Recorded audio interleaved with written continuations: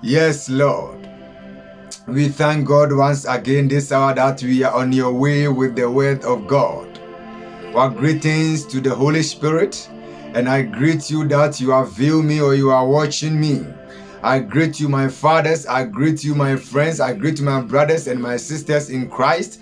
I greet each and every one of you in the name of our Lord Jesus Christ of Nazareth, the one who died and resurrected in the third day. And we thank him for making it possible this hour to come onto your way once again with the word of the Most High God, the word that can revive, the word that can restore, the word that can heal, the word that can break every chain. We thank God this hour for making it possible for we to come onto your way once again with the word that can heal you, revive you, and restore you in the name of our Lord Jesus Christ of Nazareth. We thank God for being on our side this hour. In the other day, the psalmist said, "For what shall I render unto the Lord for all his benefit towards our life?" Oh, we thank God and we give him the glory because it is goodness. That is why we are alive this morning. Therefore, we thank him and we bless his holy name once again. At this hour, once again, I'm on your way with the word of the Most High God.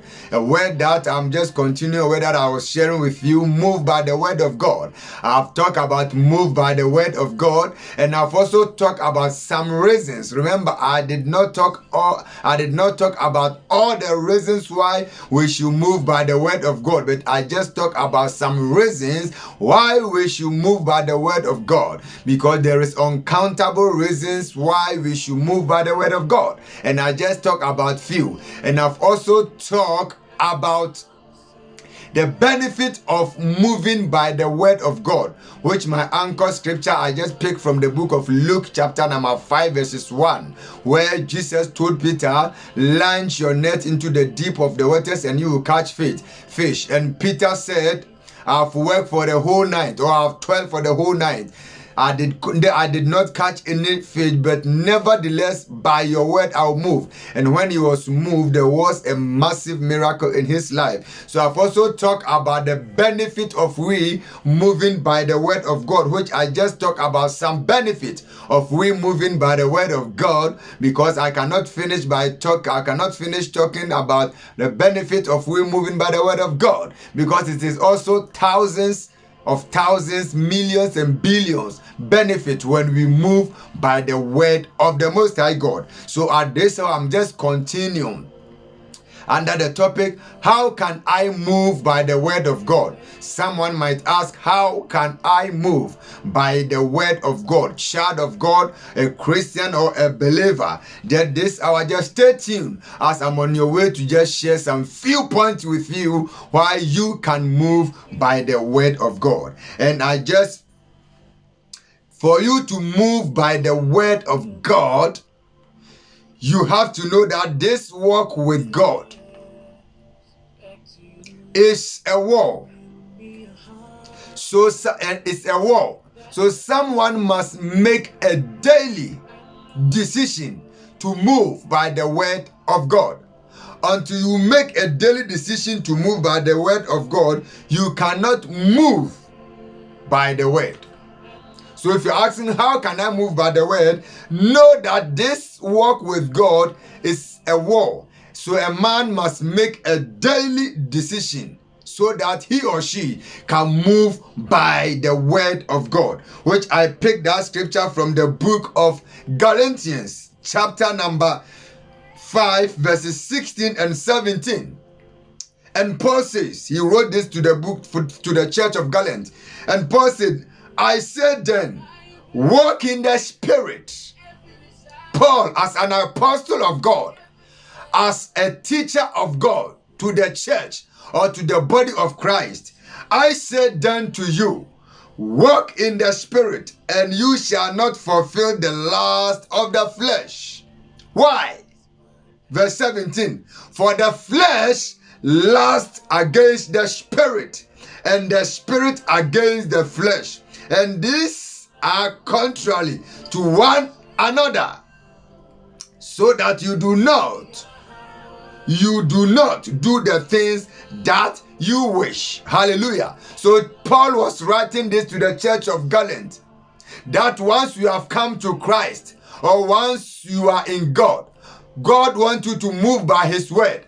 And for you to move by his word, know that your spirit fight against your flesh, and your flesh also fight against your spirit, because your spirit wants you to move by the word of God. Your spirit wants you to love God, but your flesh also doesn't want you to move by the word of God. Your flesh wants you to move by the word, by the things that is in this worldly. He wants you to move carnally. He wants you to move by gossiping. He wants you to move by backbiting. He wants you to move by being envy to somebody's stuff. But your spirit also doesn't want to do that. So for you to move by the word of God, know that this walk with God is a war which even your spirit and your flesh are contrarily fighting against each other, because the spirit wants you to move by the word of God, and your flesh also doesn't want you to move. So by you knowing that your spirit wants you to move by the word of God, and your flesh also doesn't want you to move by the word of God, if you know that whenever that you are taking some decisions and you are doing some things and you analyze it, and it is not going according to the word of God, then you will know that it is not your spirit that wants you to move. So for you to move by the word of God, you must not do the things that the flesh always requests, or the flesh requests. You must do the things that the spirit requests from you. Hallelujah. So second, for you to move by the word of God, know that the God that has called you, he is a holy God. He is a righteous God. And he is a faithful God. Hallelujah. Someone might ask, yeah, Jesus came for a sinners. We all know that Jesus came for a sinners. He came to rescue us from sin, from darkness to his marvelous light. But after he has rescued us from sin, or from sins unto him, when we come to him, he wants us to be holy. He wants us to walk holy. Hallelujah. Because remember, in the other day, the book of John, Jesus told the woman, that woman, if no one did condemn you, then I am also not going to condemn you. Your sins has been forgiven, but go and sin no more. Go and do these things of the flesh no more. Go and fornicate no more. Go and drink no more. Go and steal no more. Go and do the things that the flesh requests from you no more. That is why Corinthians said, if anyone is in Christ, he is a new creature. All things has passed away. So once you come to God, he wants you to be holy. Why? Because he is a holy God. So for you to move by the word of God, know that God is holy and he requires you to be holy, which I picked that scripture from the book of First Peter chapter 1. Verses number 15 and 16. If you have opened there, you can just read with me.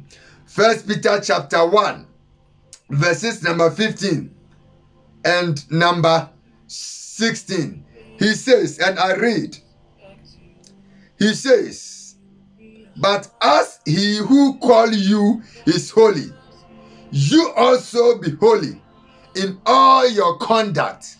Not some of your conduct, not some of your ways, not some of your plans, not some of your agendas, but in all your doings, in all your conduct. Why? Because the one who has called you is a holy God. Hallelujah. But as he who called you is holy, you also be holy in all your conduct. Verse 16, because by this reason, because it is written, be holy, for I am holy. So for you to move by the word of God, know that the one who has called you, the God that you cannot separate him from his word, he is a holy God, and he requires you also to be holy. So for you to move by the word of God, second point, know that your God is a holy God whom wants you to do things in a holy way, in all your conduct, in your marriage, in your business, in wherever that you find yourself, in your environment, in your community. God requires you to be holy. Why? Because he said he is the one who has called you. He is the one who has rescued you from darkness into his marvelous light. He is the one who has delivered you from that accident. He is the one who came to die for you, and he has called you to be him. You were in the world before and you are doing your own things, but once you have come to him, he requires you to be holy. Why? Because he is a God of holy. Hallelujah, somebody. So for you to move by the word of God, second point, know that your God is a holy God, which I picked that scripture from 1 Peter chapter number 1, verses 15 and 16. Hallelujah. Third point, for you to move by the word of God, you have to agree with God. For you to move by the word of God, you have to agree with God. Because you cannot walk with somebody, you cannot move with somebody that you have not agreed with him. For you to move with someone, you have to agree with the person. Same as it is as a Christian or as a believer. For we to be able to move by the word of God, for we to be able to make decisions based on the word of God, for we to be able to do things according to the word of God, we have to agree with God and his word. And I picked that scripture from the book of Amos. If somebody has opened, he can read it. From the book of Amos, chapter number 3. Amos chapter number 3, verses 3. And the prophet asked this question: can two walk together unless they are agreed? You cannot move by the word of God if you don't agree with the word of God. So from now onwards, agree with the word of God so that you can move by the word of God. Because God wants you to move by his word. Remember in the book of Jeremiah, he told the prophet that I watch over my word to perform. I watch over my word to deliver. I watch over my word to rescue. I watch over my word to intervene. I watch over my word to manifest myself.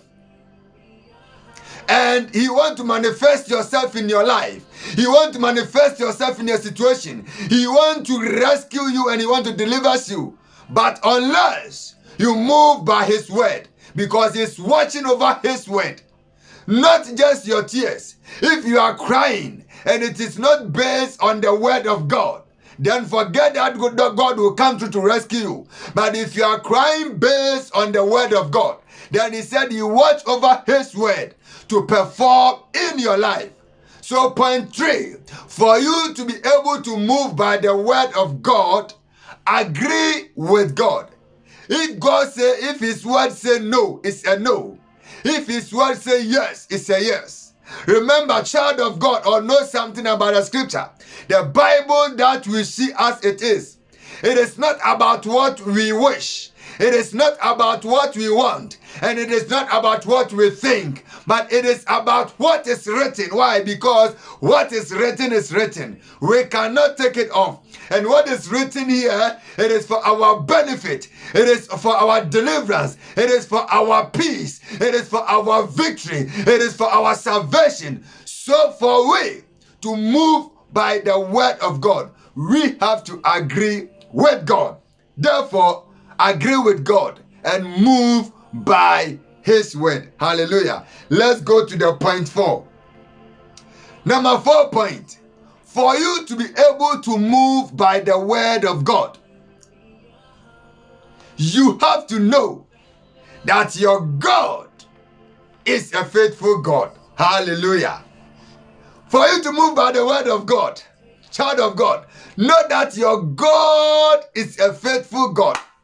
He is not a lying God. Ha ha ha. And the other day he said in the book of Numbers, for God is not a man who can lie. That means one way or the other, man can lie. Why? Because a man has limit.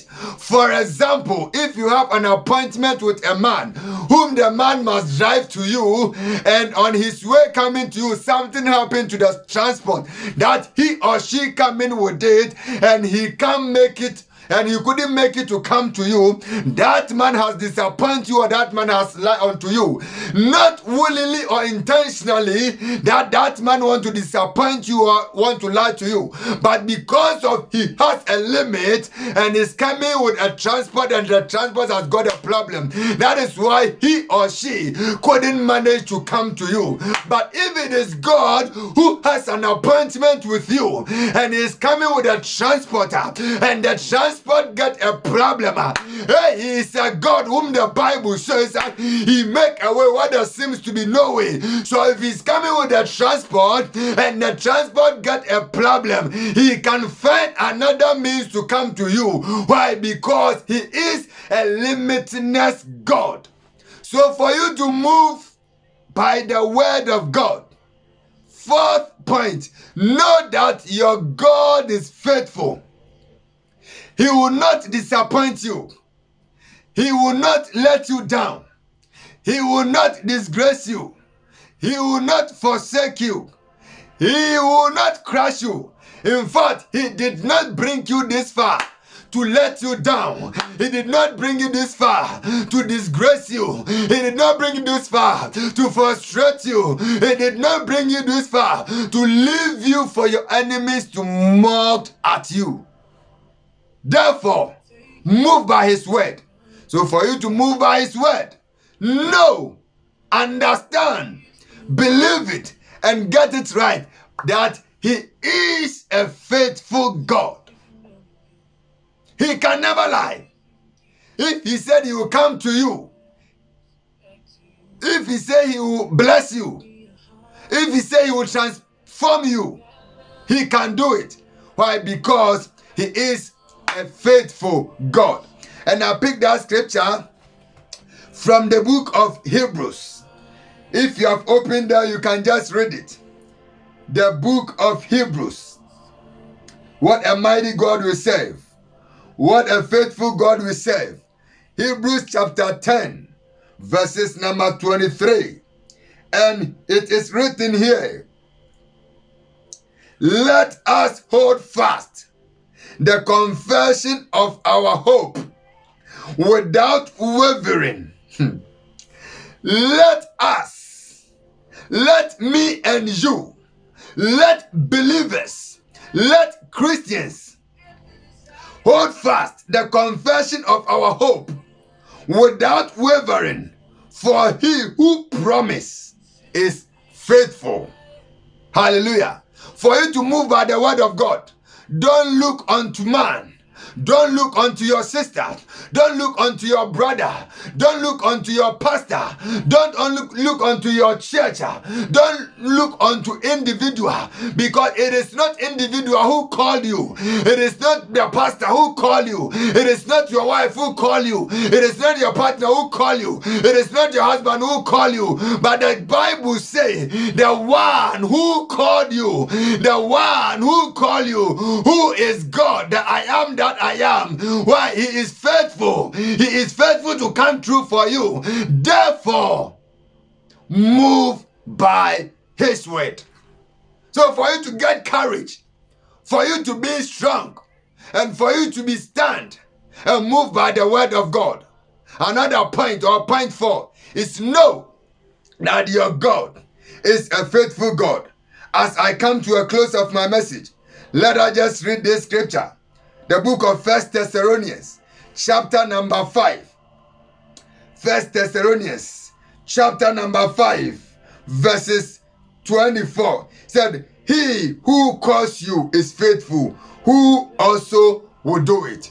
It is not a man who call you. So many times we look unto men and we live our life anyhow. We look unto our leaders and then we said we can just live anyhow because leaders are living anyhow. Child of God, remember, life is individual. In that day, it is you, about you and your God. Remember, the Bible said it is appointed for a man to die once, and after death there is a judgment.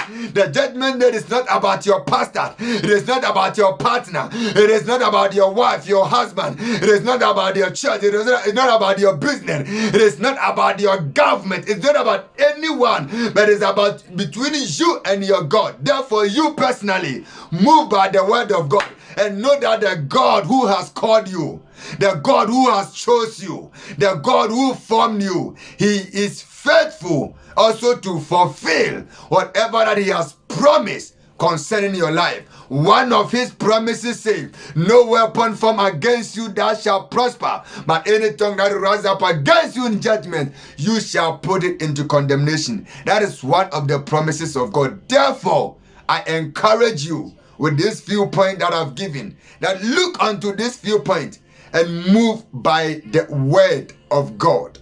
And at the end of the day, you'll be a blessing, and your generation to come and be a blessing because of you moving by the word of God. I'll come next time onto your way to just continue about this topic, that I'll go to another dimension, that I will say the consequences or the dangers of you not moving by the word of God. Remember, I have talked about the reasons, I've talked about the benefit, and today I've talked about how can I move by the word of God. I'll come to your way once again to share with you the consequences or the dangers of you not moving by the word of God. Child of God, God loves you. He wants to bless you. He wants to lift you. He wants to establish you. But at the end of the day, remember, he said, I watch over my word.